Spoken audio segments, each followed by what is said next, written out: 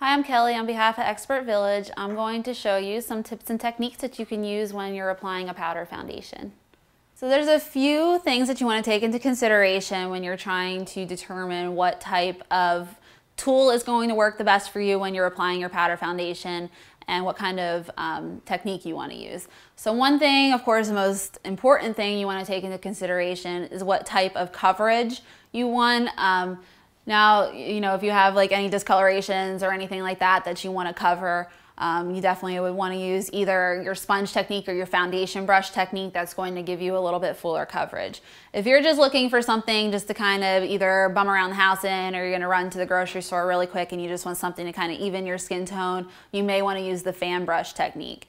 You also want to take into consideration whether you're a dry or an oily skinned person. If you're oily, you definitely want to apply your powder dry. You don't want to apply it wet. You also want to make sure you're choosing a powder that's going to be oil free and maybe have a little bit of oil absorption power for you.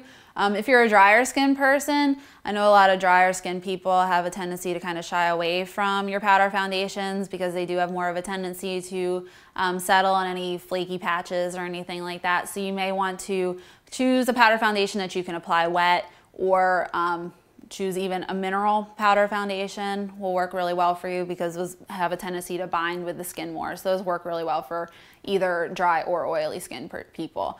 So definitely determine what type of skin type you are and what kind of coverage you need, and that will help you to determine what type of tools and what types of application techniques are going to work the best for you.